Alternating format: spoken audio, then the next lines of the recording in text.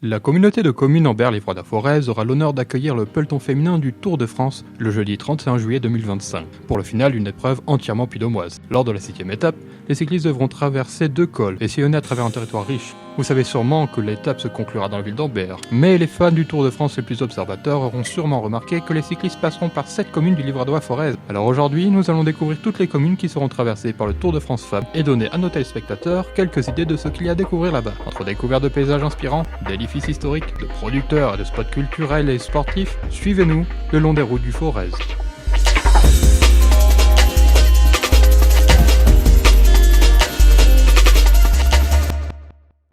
Nous sommes désormais au Brugeron, une ville de 242 habitants, et nous nous tenons à côté de l'église Saint-Jean-Baptiste pour une simple raison, c'est la première étape de notre voyage. C'est ici que nous débuterons notre randonnée de 4h30 via de jolis chemins pavés, aux murets granitiques, et qui devrait nous mener au sommet du Puy Gros. Je viens tout juste de réaliser que ce serait vache de passer à côté d'une église et de ne pas la visiter, du coup, voilà.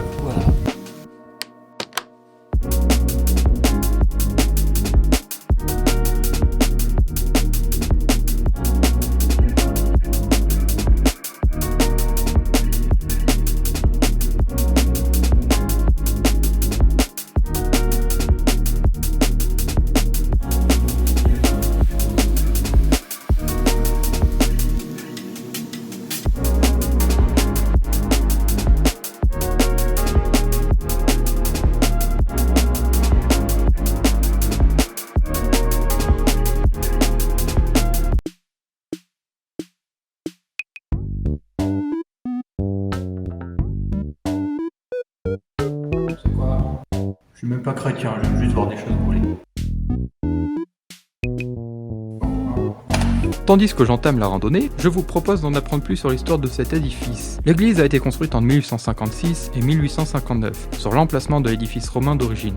En 1864, alors que l'édifice menace de s'écrouler, les voûtes de la nef sont reconstruites. Le chœur est également consolidé vers 1870-1875 par Ponchon, ingénieur des ponts et chaussées. La première campagne de construction s'effectue selon les plans d'Émile Mallet, architecte et fils d'architecte auvergnat qui travailla sur plusieurs édifices religieux de la région au cours du 19e siècle. Il a notamment participé avec son père au chantier de la cathédrale de Clermont à partir de 1865. Mais assez parlé d'édifices religieux, maintenant prenons le temps de voir ce qu'il y a le long de notre randonnée.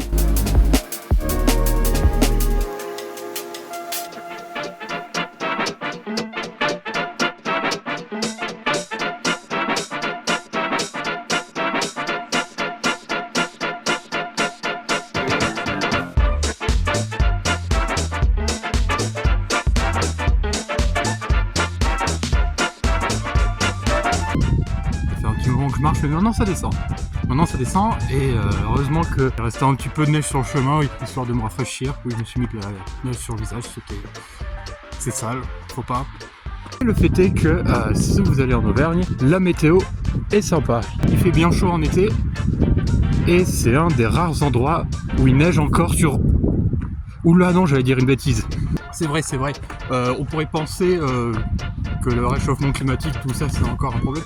Mais il me semble que ça va faire quelques années qu'on a réussi à reboucher le trou dans la couche d'ozone. Et on le ressent surtout ici, parce que, du coup, on a à nouveau de la neige. Et que ce soit l'été, le printemps, ou l'automne, ou l'hiver, l'Auvergne est très jolie.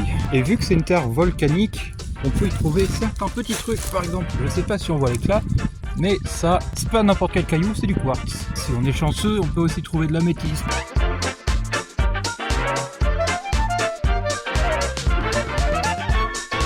Petit plan avec des informations drôles sur la nature. Vous savez que le hou, comme vous le voyez, a des feuilles piquantes, mais ce n'est pas le cas pour les feuilles du haut. En fait, le truc, c'est que ils ont évolué de manière à ce que les feuilles du bas aient des pics. Comme ça, les animaux ne peuvent pas les manger.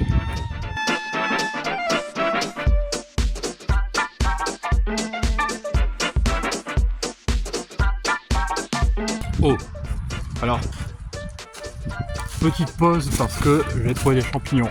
Ça, c'est de l'amadou, ça pousse sur le bois, et je sais que c'était quelque chose que certains hommes des cavernes utilisaient pour faire du feu.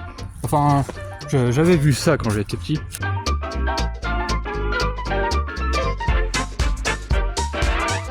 Non, pas cool ça.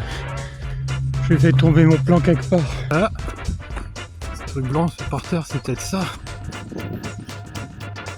Eh bien, oui.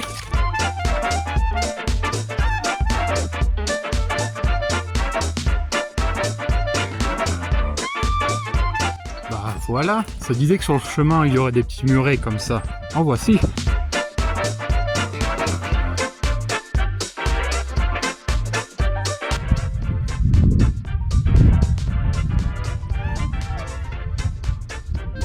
Bon bah c'était sympa ce qu'on a vu pour le moment, il y avait de la forêt et tout. Je vous incite à faire le même chemin que moi. Et je vous incite aussi à venir plus se préparer car comme vous le voyez, je manque déjà d'eau. Du coup, je vous propose que l'éventuelle suite du chemin, vous la découvrirez si vous voulez la faire. Par contre, ce qu'on va faire, c'est aller là-bas, parce que je sais qu'il y a un endroit où je pourrais détendre mes vieilles jambes.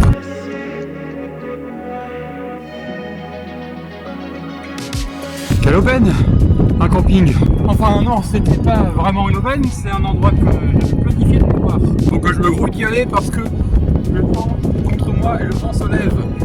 Aussi, le camping La Cube sera ouvert du 15 mai au 1er septembre 2025, donc en soi, je pars juste en reconnaissance pour ceux qui voudraient faire du camping ce printemps. Heureusement pour vous, j'ai pu avoir rendez-vous avec les propriétaires, Marcel et Marion Winterdyke, et nous allons les voir dès maintenant. Bien, bonjour, Marion et Marcel, vous êtes les propriétaires du camping La Cube. Oui. Déjà, je voulais savoir quel était votre parcours et qu'est-ce qui vous a mené à créer un camping ici, au Brugeois. Nous habitons aux Pays-Bas et nous sommes partis le 4 novembre 2005. C'est moi qui préférais que c'est un camping avec tranquillité, de nature, dans la nature, ici libre de la forêt. Pourquoi vous avez fait un camping et Pas une gîte ou une chambre d'hôte. C'est beaucoup de chambres d'hôtes et notre maison, c'est pas vraiment une chambre d'hôte.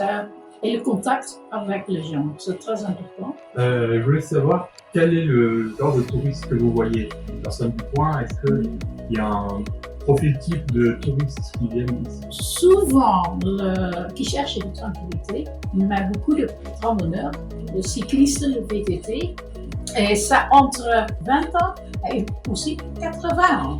Ça a vraiment une grande diversité d'âge. On a beaucoup de monde venir ici pour une semaine, pour relax. Oui. Pour des personnes qui voyagent pas beaucoup, qui n'ont jamais fait de camping, quels conseils vous leur donnerez pour préparer leur séjour dans un lieu tranquille comme celui-ci?